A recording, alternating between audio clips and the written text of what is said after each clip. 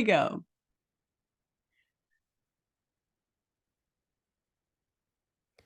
I'm Philippa Bellette, and this is the Primal Alternative Podcast.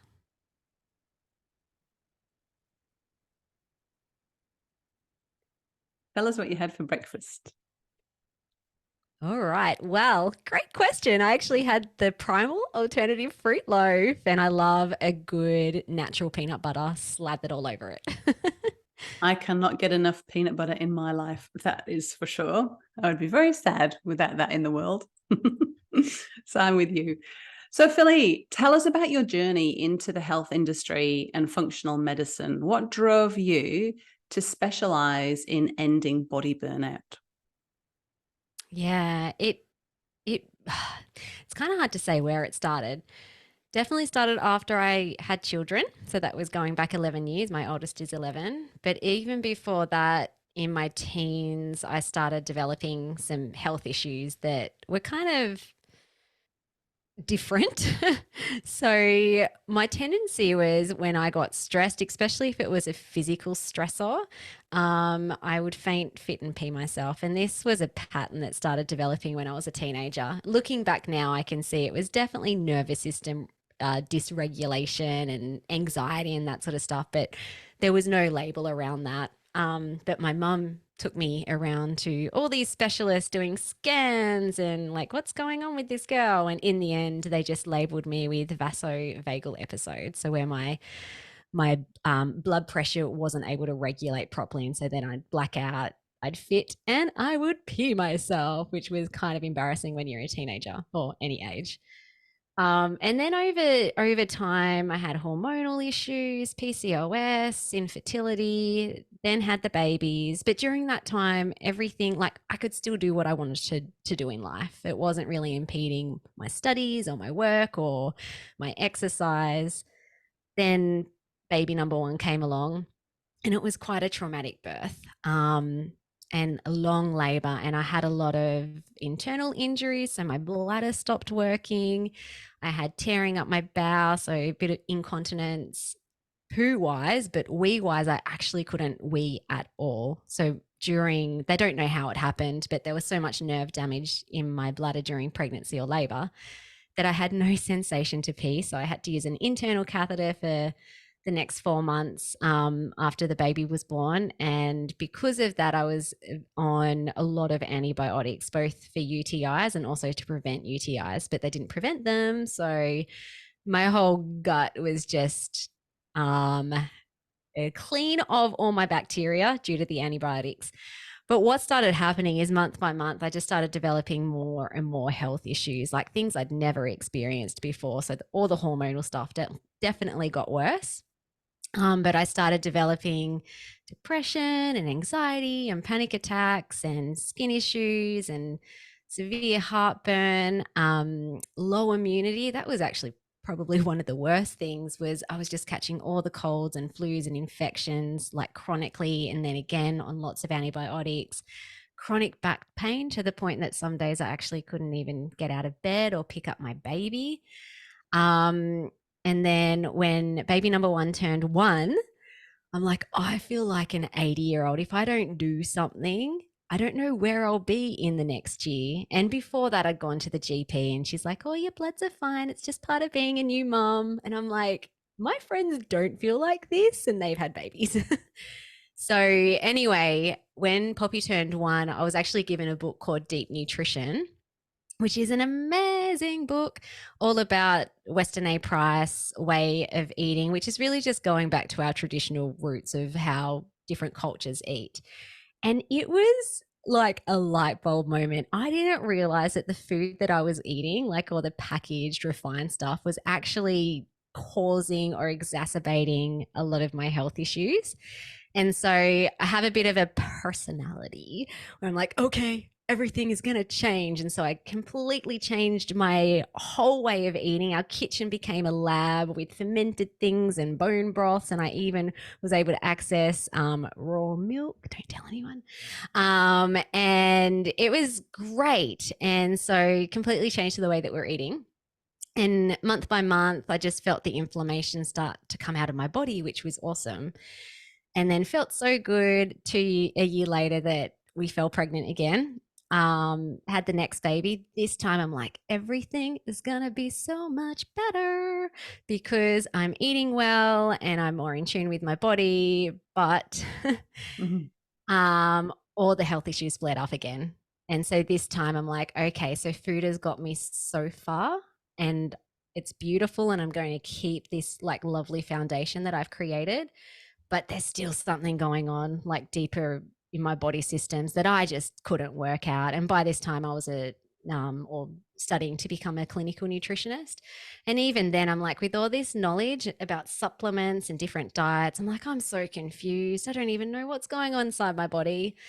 And I'm not one to just experiment with different stuff. I'm like, I like data and I want to know what's going on. So that actually drew me to functional medicine, which is a natural way of healing the body, but using evidence-based, science-based lab tests that look at different body systems that go beyond just treating that go beyond what GPs and medical specialists test for. So we get a lot of clients who are like, we've done all the tests with the GP and the medical specialists and everything was fine. I'm like, we will find stuff on a functional lab test because now we're going to look at your microbiome and your neurotransmitters and heavy metals and are you detoxing properly? All these functional things that can burn out and then start leading to health issues. So it was kind of like that was the second phase of my healing and how I got into what I do. And then I became a functional medicine practitioner and everything I did there was lovely. Like my physical body, like most of my symptoms completely disappeared or some of them, I had to manage, but I was happy that they weren't as bad as what they were. But the word manage means that, there was still some things not quite right. And I plugged along like that for, I don't know, maybe like 4-ish years until COVID 2020 happened. And then I had my third burnout. As a lot of people had pretty intense experiences during COVID, I just was super stressed. I got really stressed out. I was worried about finances, homeschooling, all the things, and all the same physical symptoms, and the anxiety ramped up again. And this time, all the physical stuff I did earlier didn't work. And that's where I'm like, I have to dig even deeper. Like I still haven't got to the root cause yet. Wow. What a journey. And that's what's led you to your book. So give us an overview of the book and tell us what inspired you to write it and who could benefit from reading it. Yeah, awesome. So my book is Ending Body Burnout. So this is specifically for busy women. So women with perfectionism patterns, overdoing, overworking, even just women who are just juggling all the things with energy, mood, and gut issues. So it's a functional medicine guide that takes people through our Ending Body Burnout process to healing the body. And it's my whole journey as well. So what I just told you in terms of the story there, yes, the book goes into nutrition and body systems that we can test for and treat and why these body systems burn out. But I also go into deeper root causes in the book as well. So my journey at COVID 2020 was that, okay, symptoms are up again.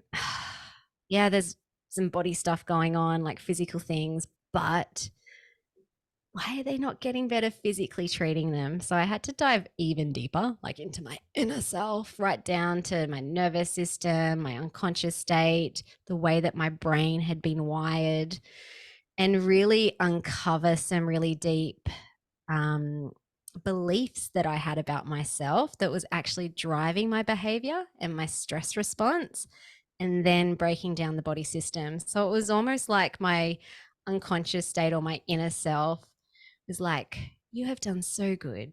Look at all the lovely stuff you've been doing to try and heal yourself. And we've given you some time off these last few years without any symptoms because you're doing so well. Big event happens, COVID, and it's like, okay, she still hasn't got the deeper message, like the deeper reason why we're sending her these physical symptoms in the first place.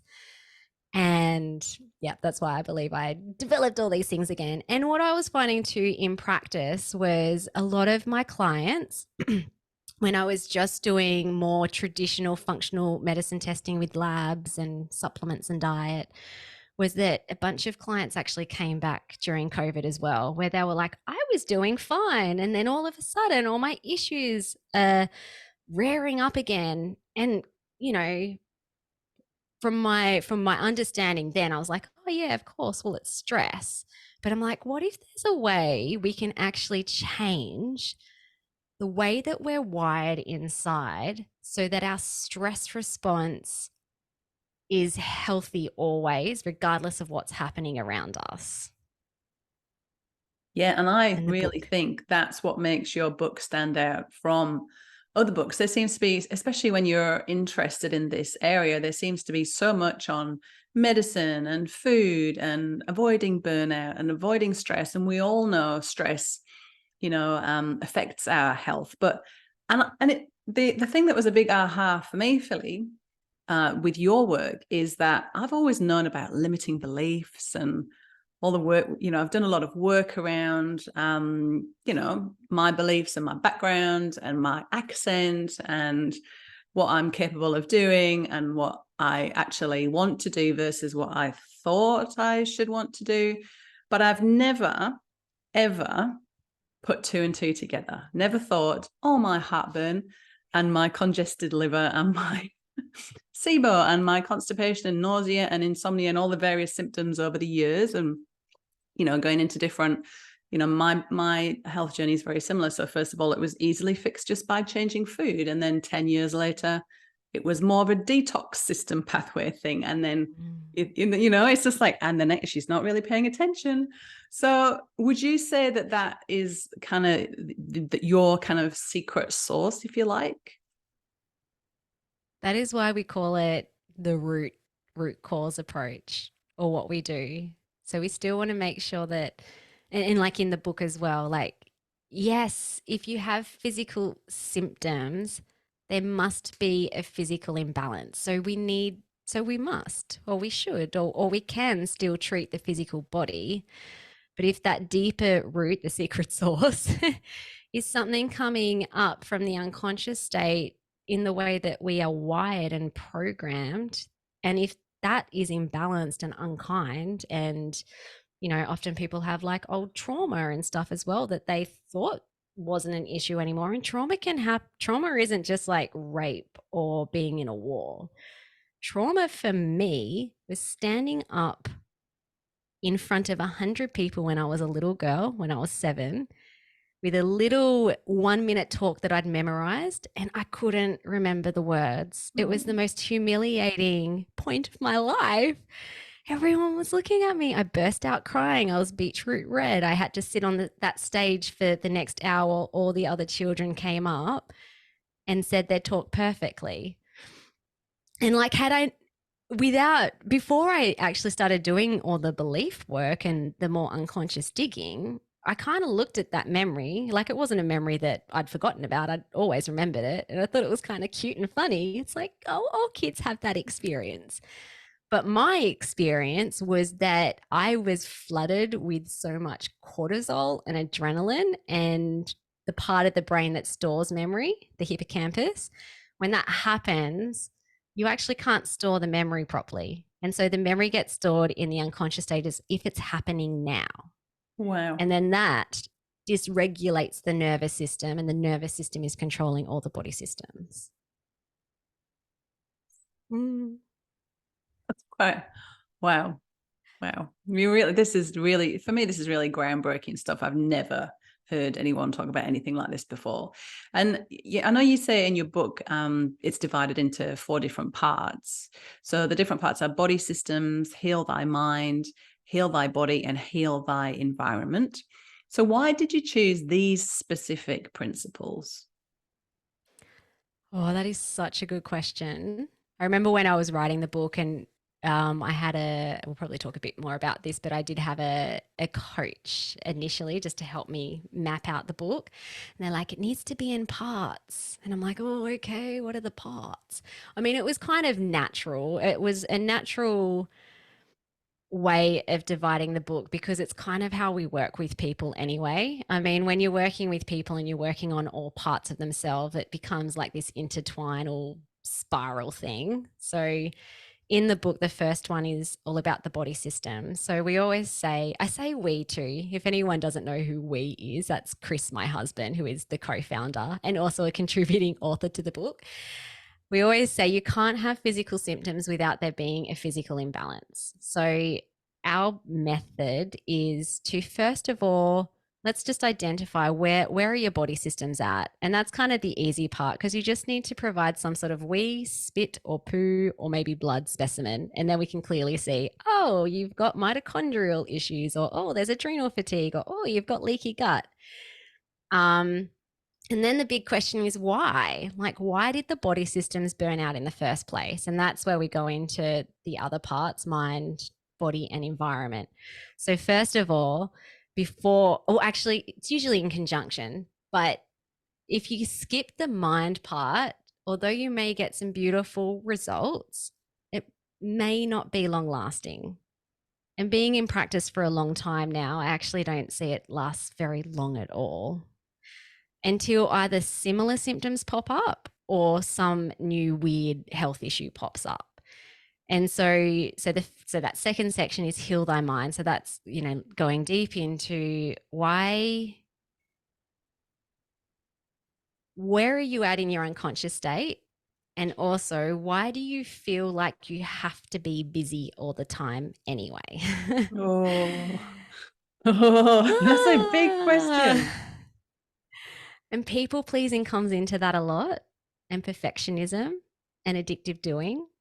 And so, I mean, this is what who the book is targeted to. So people who kind of like, oh yeah, struggling to find a bit of balance, or yeah, I do struggle to relax even when I go on holidays. It's like, well, we got to get to the root of that. And that's always some sort of belief you have about yourself. So for me, and I share my story in the book as well throughout the chapters, but I had this deep belief that I was weak and incapable, which when I started uncovering it, I was like, no way. Look at all the things I can do. Look at all the things I've achieved.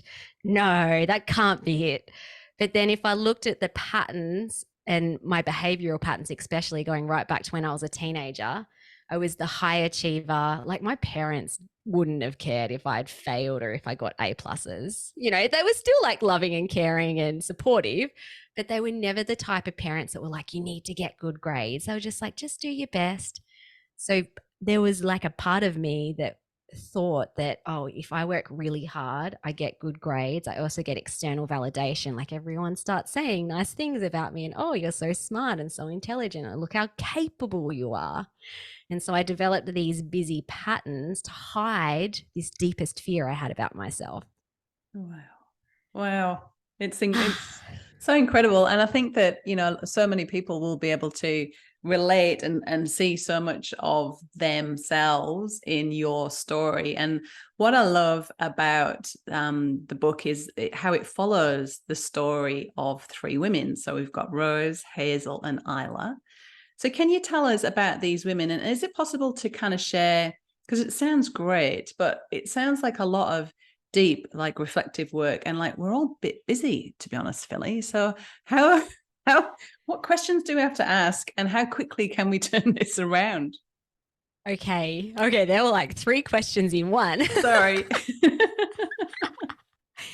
Okay, so first of all, the women, the stories in the book. So when I was writing this book, I'm like,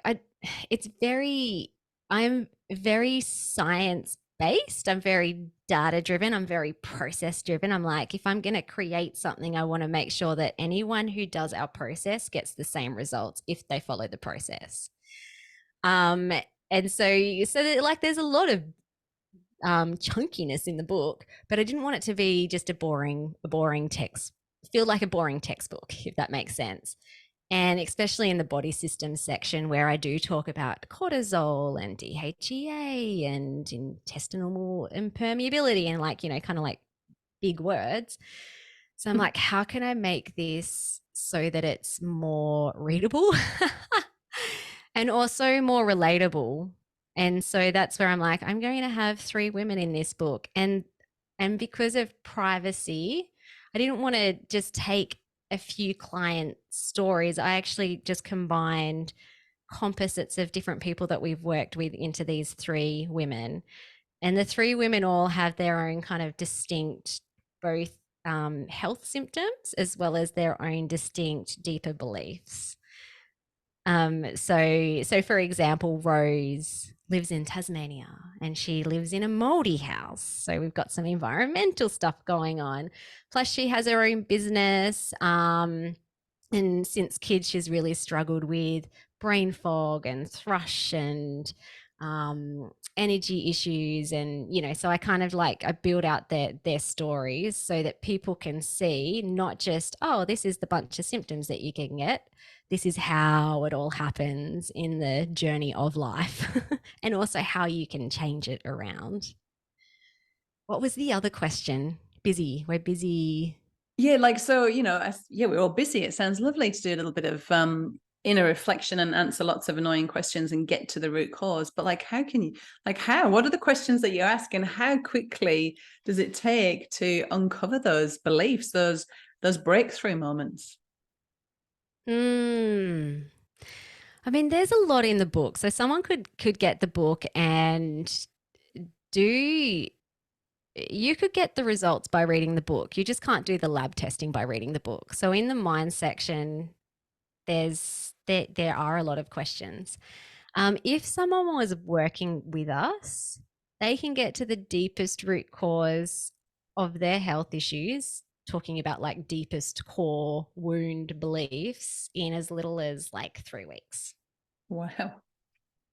And so we usually start people off with, all right, well, you got to look at where you're at right now. What are all the weird dysfunctional patterns you're currently playing out?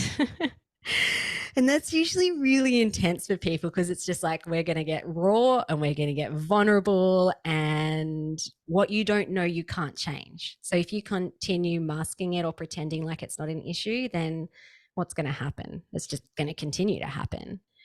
And so getting really clear on all the weird little patterns that are showing up. And a lot of people get scared to do that. And that's usually why people say, oh, I'm too busy. I don't have enough time. Oh, it's too much money. Oh, no, I can't do that because I can't remember things. Oh, no, that's too hard for me. But the only reason why people are saying that is because they're about to expose the greatest fear that they have about themselves. And it starts with getting clear on your patterns currently. So the unconscious state is we're going to close down all the doors. No. Too hard. Oh, yeah, let's just maybe do that in 10 years or maybe never. And so I usually say to people first, you enter into the reflective work purely just with curiosity. And so almost when I run lab tests for clients and they come in for their lab review, and we look at all their markers on the test, there's no guilt or shame around that. It's actually excitement. It's kind of oh, wow, I thought I had adrenal. Oh my gosh, I thought I had leaky gut, but oh, that looks fine. I've got digestive enzyme issues. And so there's actually it's actually quite exciting for people to get those answers. But when it comes to getting the answers of the unconscious, that's just no-go territory for most people.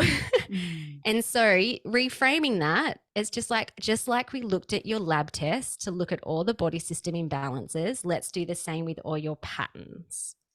With curiosity, you can't do self-awareness when there's self-guilt, self-shame, or frustration, because the moment that happens, it's not safe to look at anything. Yeah, wow. So I actually think the busyness is just a safety strategy. It makes so much sense, and I guess it makes so much sense. Sorry, this is a question that wasn't prepared, and there's been a few questions that I haven't prepared you for because this is so intriguing for me. But I remember when I was growing up and I was the first daughter, or first a female in our family to get into university.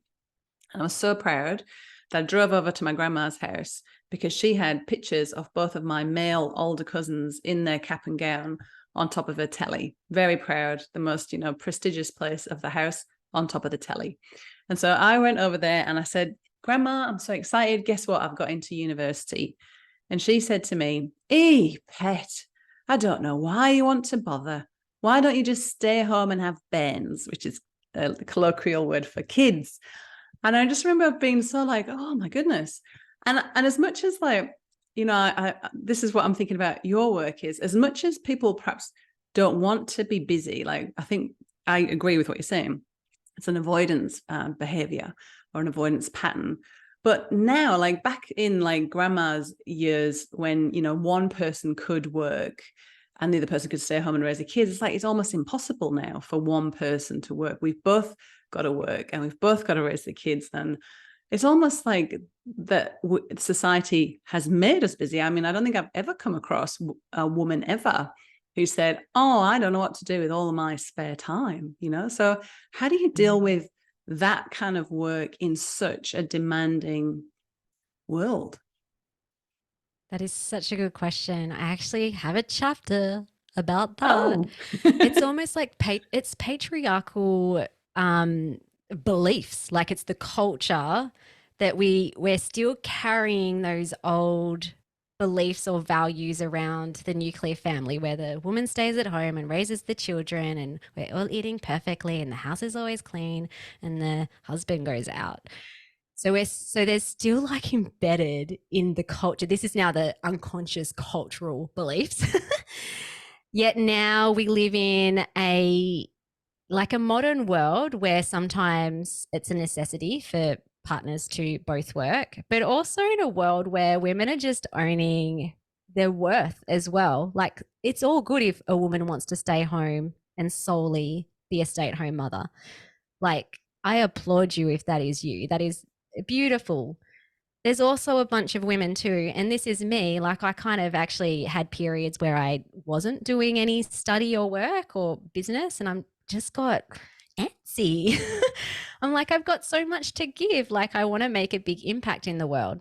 And so then you got these clashes of beliefs, and that is where the issue is. Because if you're not aware that that's actually happening in you, you agreed to that as well. So if you're playing this role where you're very busy and you're juggling all the things and you're trying to do all the things, and I know especially mums often have a lot of guilt where they're like, if I'm working, then I feel guilty that I'm not with the family. And when I'm with the family, I feel guilt or maybe like fear that I'm not doing enough to run the business.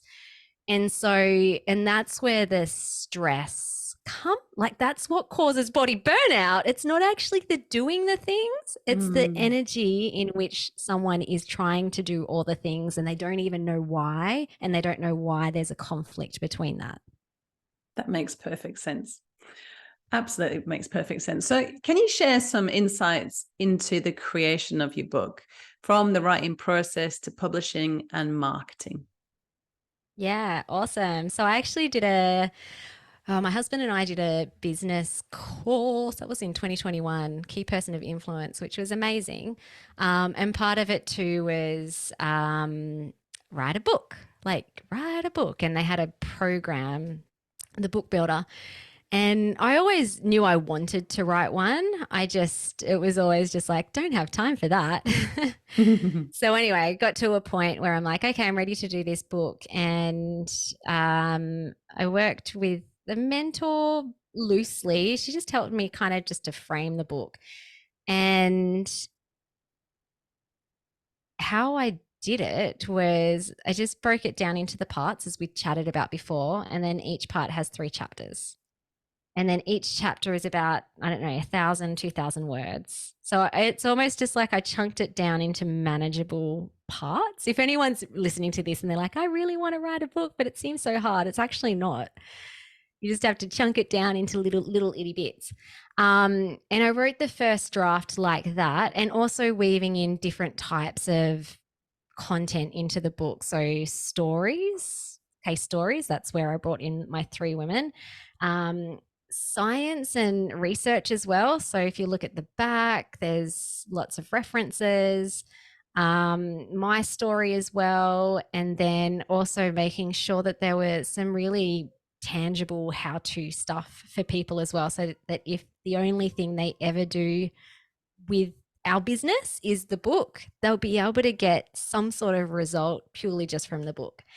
So that's kind of how I structured it. And I wrote that first draft in 6 weeks. And it was kind of like almost my full-time job in 6 weeks. I'm like, I'm just going to get this first draft out. And then I think I did a second draft. Then I sent it out, and this was gold. I sent it out to 8 beta readers who were busy ladies juggling all the things. Some of them I'd worked with previously, some I hadn't. And they gave back the most phenomenal feedback, which was so good because I wanted it to be readable. So that was really great. When I got that back, there were still some things, the mind section was still not quite right because I hadn't yet fully embodied it. And so that's actually where I just up leveled my own self. And I actually started working with a life coach because I'm like, if this, so my husband, Chris, that's his thing. Like he's an NLP practitioner, a mind body coach. It was almost like that chapter was his chapter, but it just didn't feel in alignment with myself. I'm like, if I'm going to be the main author on this book, not only do I want to embody it, but I also wanted to embody all the mind stuff because I was having all my own health issues kind of had popped up at that point too. That was during COVID. So I put a pause on it for maybe 6 months or a year and did the work myself. Whoa. And it just not only did it make the book better, but it made our whole process better and it made me better. Yay. And so, yeah.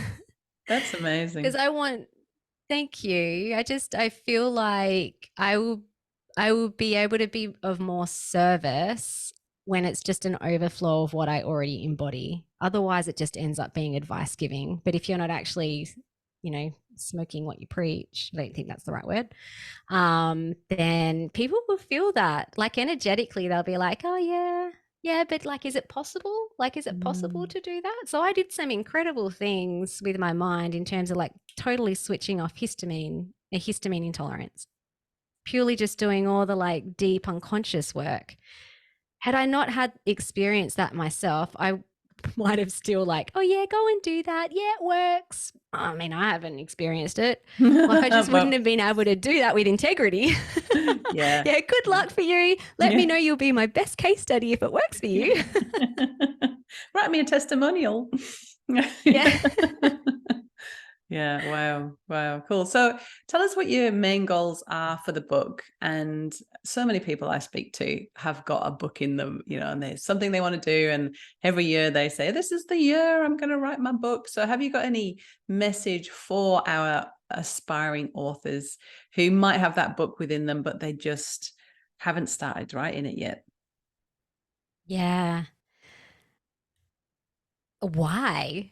I'd just go back to the deep root stuff. It's why haven't you? Why haven't you? Is there some sort of self-limiting block in the unconscious state where it's not safe to write a book? Just in the same way that if you haven't reached that level of health that you want, is it not safe yet to be healthy? So that's a deep question. Why have you not? But then some people might realize it's oh yeah, I am actually holding myself back. All those excuses I had, they're actually you can't control stuff outside of you. And so if you feel oh, I haven't done the book yet because the kids need my attention or the business does, or, maybe it's a financial thing where it's oh, well, if I take time out to write a book, I might not be able to pay my bills. Yeah, you can control that sort of stuff, but that's usually never the issue. Usually never.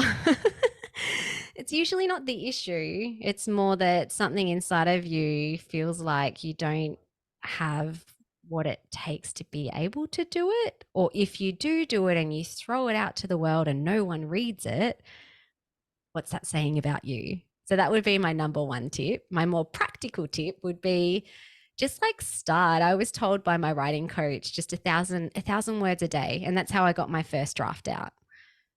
And also, okay, this was great because during the writing of the book, I was actually unraveling a whole heap of perfectionist patterns as well.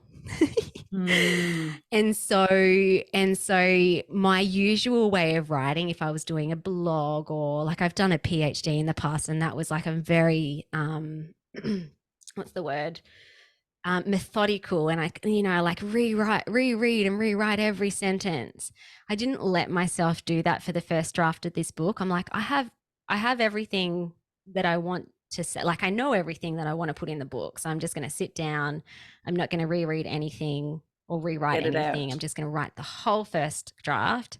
And then it's like, cool. Then that baby was like outside of me. And then I'm like, okay, great. Now I can do something with it. So 1,000 words a day. Just start there. Love it. So you're a mum, you're a Mm. wife, you're a business owner, you're an author, and someone who values her health. So how do you juggle it all? And have you got any, rituals that you do or practical tips that might help us? Okay. Oh my gosh, that's such a big question. Okay. Old Philly would have been like, yeah, because actually I would say even before COVID, I'd created work-life balance. So when I was really sick, and part of my healing was like, I just have to stop doing so much. And so there was like behavioral changes as well that was happening when I was doing all the functional medicine, like physical healing. And I used to say yes to so many things, especially like just free stuff that took me away my family, and also um wasn't and I know I was getting burnt out because of it. Anyway, so I changed up a bunch of stuff, and then I thought I'd like got the whole work life family juggle balance right, because if you looked at my calendar and what I was doing in my day, I'd carved out time for walks and to go to sleep at a good time and to make sure I'm eating healthy food. But I knew that it was just management because my energy told me so. It was almost like I just couldn't relax into myself. So, when it was like time for the kids, I'm like looking at my watch or like feeling agitated. It's like, come on. I'm like, gosh, you need 3 stories before bed. Like, what's going on here? And look, to tell you the truth, that pattern can pop up sometimes, but now I know it's a clear signal that something deeper is going on. It's just like, ooh, hang on, what's going on here? So how is it different now? Because I feel like what I do in my life actually isn't that much different than what I did prior to doing more of the deeper unconscious work. But it's more the energy. It's more that I just this is really abstract, but I just show up and do what I want to do when I want to do it. I don't know if that's going to be very helpful, but you'll know within yourself when you have that, because it just feels nice. It's kind of like you don't have to go to bed at night or close your computer and still feel like you haven't done enough. It's kind of like, oh, cool. It's time for bed now. Let's go to sleep.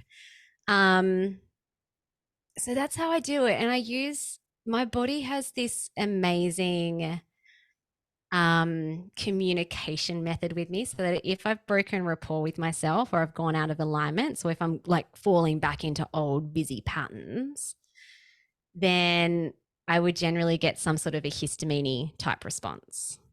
So whether that's like low grade heartburn, or you know what, it just actually happened recently. I'm very happy to be like fully transparent with where I'm at with things. But with the launch of this book, there's been a lot of moving parts, and we're launching, by the time this is out, we've just kind of closed doors for our program.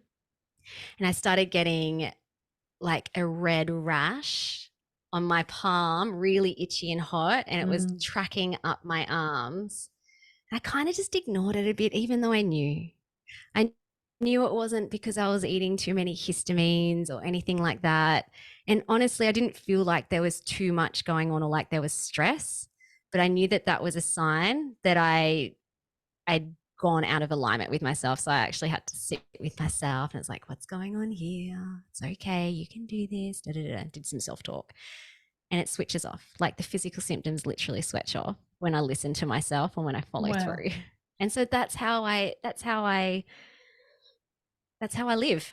Yeah, I love it. I love it. Living in alignment, in following your inner guide and your listening, and not just like ignoring those little we've all got them. You don't need to go to a psychic with a crystal ball or pay someone to access your guides, because we've all got it within us, but we don't listen most of the time, or we just dismiss it. So to actually listen and heed the message is very, very powerful. So good for you, Philly. So you've mentioned a program. Obviously, we've got the Ending Body Burnout book. Tell us about, like, if we were thinking, goodness, Philly is incredible. I want to work with this person. She's the person I've been looking for. What are the ways we can work with you? Yeah, well, our core program is the Ending Body Burnout Method. Same name as the book, also same name as our podcast. Good branding. And so we do, thank you. And we do open doors only a few times a year. So I think currently when this podcast goes live, it will be closed. But doors will open again in end of November. And that's where we take people through the whole process. So we do all the lab testing at the start. We get clear on the body system imbalances. Then we move people through what we call Spark, which is the metaphysical lab testing and healing of the unconscious state. And then kind of like alongside of that, we're doing physical healing, cleaning up the environment stuff as well. When doors are not open, though, we do have what we call our answers protocol, where people can still book in for an initial consult. We call that connect the dots, get the lab testing started, get the lab review back. So people can still start working on their health, even if doors aren't physically open at the moment or virtually. I love it, and I really love the program approach from somebody myself who's worked one-on-one with practitioners. I really find a program and having that continuity over a period of weeks has the most impact, just in my personal experience. And is it for men and women, Philly? Because I think I might join in November. Actually, this sounds like the perfect next step for me. Awesome. Yeah, it is for men and women. We do get some couples coming on too, and they're doing the whole process together, which is lovely. And we have two options as well. So we've got a hybrid one where you're getting some one-on-one plus group in our online course. Plus we also have a VIP one-on-one. So depending on how people like to roll, there's different options, and definitely men are invited. Otherwise, I think Chris would feel really odd. Yeah, my husband. But it's good just working with a bunch of women. Yeah, and normally it is a very female-dominated world. I've never actually come across a male practitioner myself. I'm sure there are more than just Chris, but I think this is really good, especially for women who are wanting to drag their husbands along for the journey. This is really good that there's going to be a bloke there as well. I'll tell Mike the good news tonight. He'll be very so good. But what you said too, I am so like, I will never go back to ad hoc stuff ever again. Like whether it's for business or for health or for whatever else I want to get out of life, that supported program that kind of has all the bits and pieces. And I'm sure that's what you have too with your mentorship for primalistas, is that it's kind of like, it's like you promise a result. Well, this is the container and this is the program that will get that. And I found that when I was practicing just traditional ad hoc consults, there was no way I could give people or help people get the results that we get now, because it was just impossible to do that in a 30-minute consult. Yeah, 100%. And, I found when I was health coaching as well, I was doing a lot of one-on-one work, but the results you got through a group program where people were sharing their stories and inspiring each other and celebrating each other's successes and commiserations, that was where you get the most. I don't know. We're social beings. It's sort of, doesn't make any sense to just isolate us and try and improve things. So yeah, I'm all for the group led stuff and the programs. So yes, awesome. So if we wanted to go and check out your programs, where's the best place? Tell us your website. Tell us where we can find you on social media. Yeah, awesome. So website is www.chrisandphilly.fm. Maybe check the show notes for the spelling of that. We're on Facebook, Instagram, LinkedIn. If you search our business name or my name, it should pop up.